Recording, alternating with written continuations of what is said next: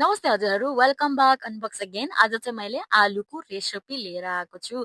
यसरी पोटेटोलाई छिलेर राम्ररी बोइल गर्ने, बोइल गरिसकेपछि बोइलमा राखेर मिक्स गर्ने जाली जस्तो स्टिक पनि पाउँछ, तर त्यो चाहिँ मसँग छैन, त्यही भएर काठको स्टिकले मैले मिक्स गरिरहेको छु। यसरी राम्ररी लिक्विड हुनेसम्म मिक्स गर्ने, अनि त्यहाँदेखि तपाईँले एड गर्नु सक्नुहुन्छ फ्रेस क्रिम, मिल्क, बटर, अनि फ्लेभरको लागि गार्लिक पनि एड गर्न सक्नुहुन्छ। यसरी मैले चाहिँ आज मिल्क एड गरेको छु। दुवैवटा मिल्क र पोटेटो राम्ररी मिक्स गर्ने, लिक्विड हुन्जेलसम्म मिक्स गर्ने, अनि त्यहाँदेखि मिक्स गरिसकेपछि तपाईँहरूको बन्यो मिल्क पोटेटो मासिड। वाउ, मक्खन जस्तै देखिरहेको छ, कस्तो यम्मी होइन।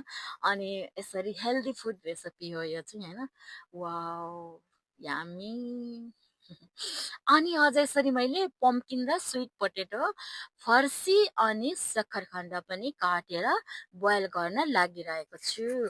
बोइल गर्नको लागि मैले यहाँ यो बलमा राखेर ढाकेर मैले ग्यासमा राखिदिएको छु। बोइल नहुन्जेलसम्म राखिदिनुहोस्।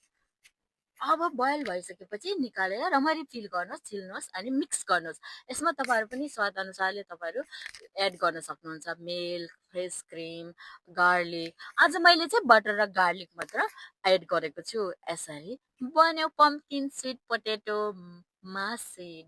सो यो चाहिँ जेसँग पनि खान सक्नुहुन्छ, राइस, रोटी, मिट, सलाद।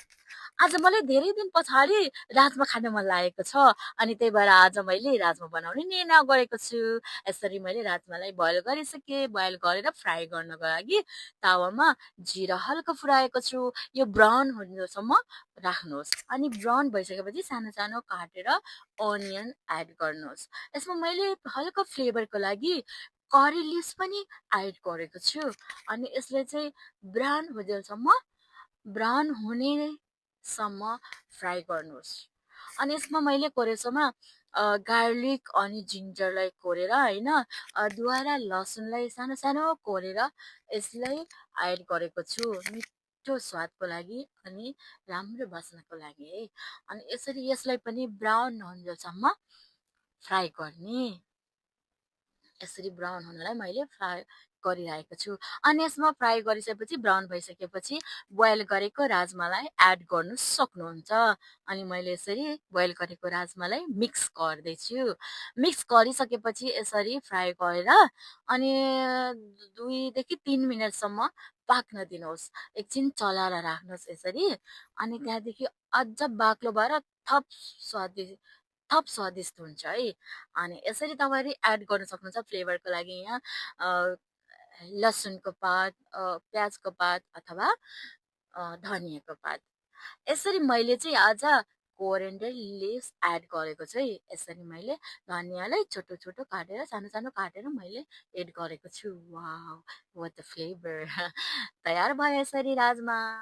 आज मैले मुङ दालको होइन, हरियो कलरको मुङको दाना हुन्छ नि, त्यसलाई ओभरनाइट भिजाउने, अनि भिजाएर राखेपछि त्यसलाई मिक्सचरमा लगाउने, अनि मिक्स गर्ने, ब्लेन्ड गर्ने, राम्ररी ब्लेन्ड गर्ने। किनकि यो हरियो मुङको दाना चाहिँ यो चाहिँ न्युट्रिसन युक्त खानामा पर्दछ, अनि यसलाई चाहिँ प्रोटिनको मात्रा धेरै हुन्छ। अनि अझ यसमा प्रोटिनको मात्रा बढाउनुको लागि मैले अन्डा पनि मिक्स गरेको छु, अनि पिठो पनि मिक्स गरेको छु, चना अनि कोदोको पनि, अनि जुनेलोको पनि। यसरी मिक्स गरिसकेपछि लिक्विड बनेर तयार भयो। अनि म रोटी बनाउँदैछु।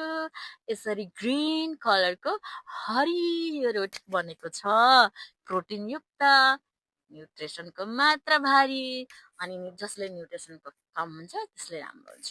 यसरी रोटी बनेको छ, अनि अब खानालाई रेडी। तपाईँ र हामी सँगै खानुपर्छ है। ल म त अब चाहिँ मिल्क पोटेटो मासुसँग रोटी खान गइरहेको छु। ल तपाईँ आउनुहोस् है, तपाईँहरू पनि मसँगै खाउँ है। ल यसरी नै ल। I hope you are enjoying watching this video. Keep watching, keep supporting. So don't forget to subscribe, like, comment, share. Till then, stay healthy and happy, and blessings. So see you next video. Bye.